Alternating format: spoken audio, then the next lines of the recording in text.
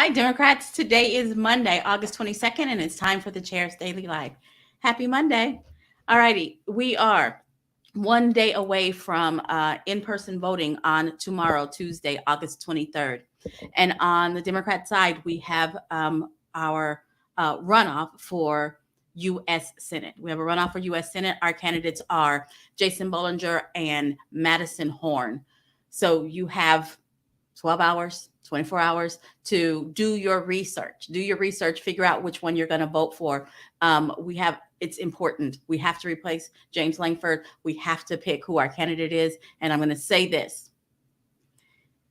Pick your candidate, vote. Take as many people with you, talk your candidate up as much as you can and get them elected. But if your candidate doesn't make it out of the runoff, take the rest of the night on Tuesday.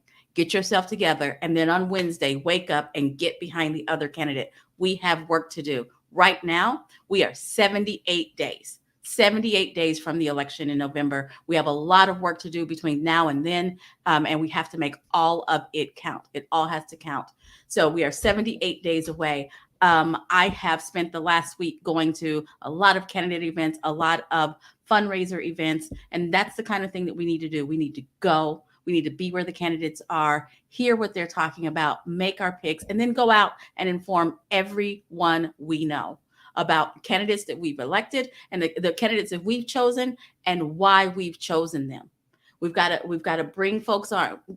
If you're watching me, you're probably really into this stuff. You probably pay attention and know who's on the ballot. But I bet if you're like me, you know at least 10 people who don't pay attention, who wake up on election day and decide when they're in the cardboard.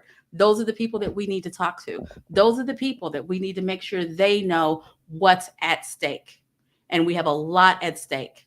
When we think about who our current governor is and what he's doing instead of like actually campaigning or actually taking care of what's important to Oklahoma, naming the state horse, geez, oh Pete, we have real issues.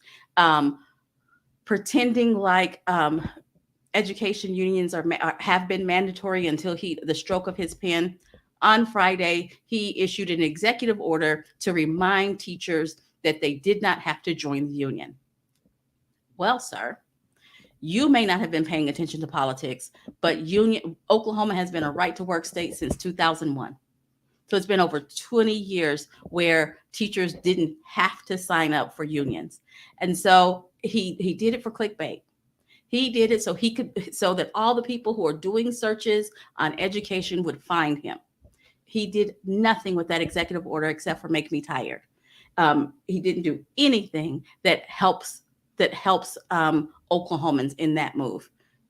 Just annoying. We have a real candidate for governor in Joy Hoffmeister.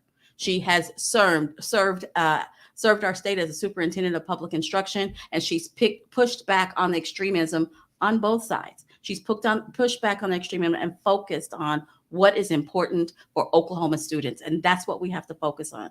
What is important, just integrity. She's pushed back in some of the committees that she's a part of that doesn't necessarily have to do with education, but when she saw corruption, she raised her hand and said, hey, look, there's something that we need to look at. That's what we need. So I talk a lot about our governor's race and our U.S. Senate races and our congressional races because they are really important because they come just so infrequently.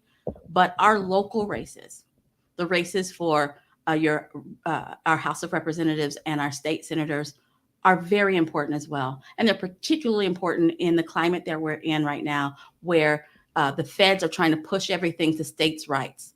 And so it's very important that we have some balance in our state legislature so that all of the extreme junk that they're putting on their flyers and on their dumb commercials doesn't become our reality.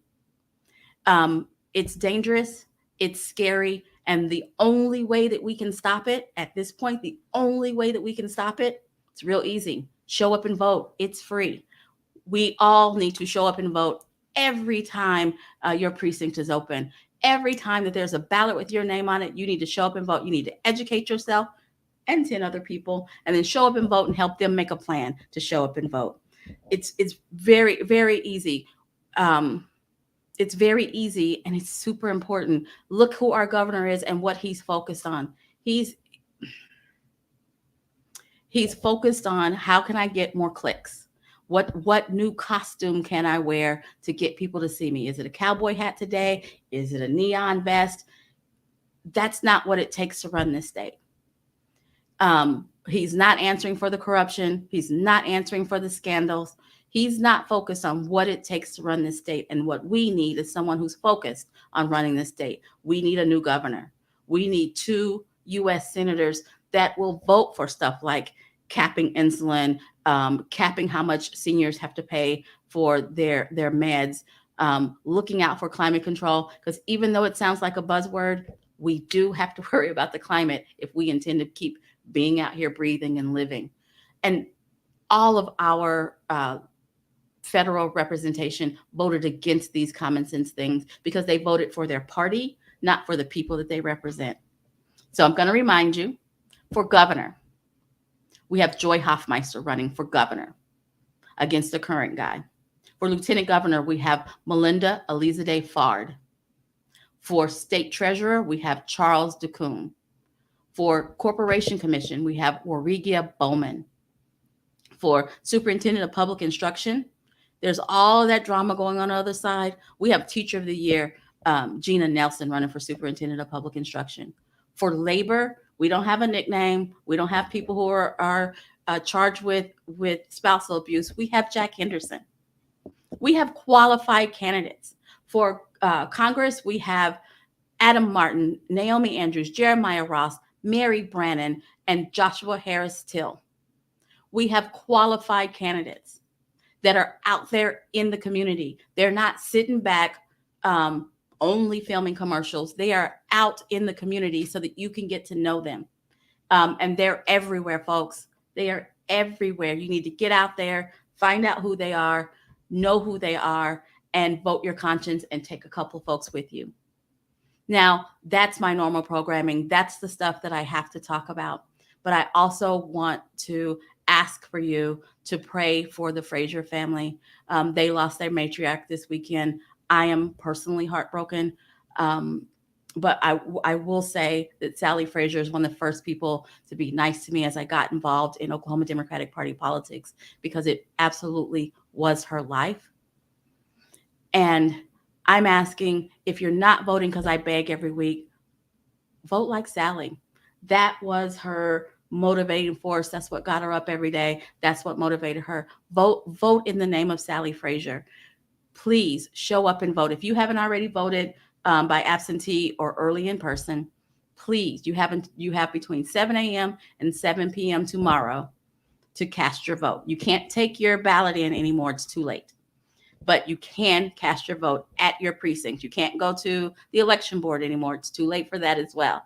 But at your precinct. And sadly, this is Oklahoma, so there won't be a line. Just show up sometimes between 7 and 7 and cast your vote. At a minimum, you'll have the U.S. Senate runoff. If you're in Tulsa, you'll have a city council and a couple of charter amendments. There are going to be things for you to vote on. Show up. Oklahoma Democrats can make a difference if we show up. And I implore you, show up, cast your vote. Your vote matters. All righty. Thanks for joining me, and I'll see you tomorrow at 4:15. Have a great one.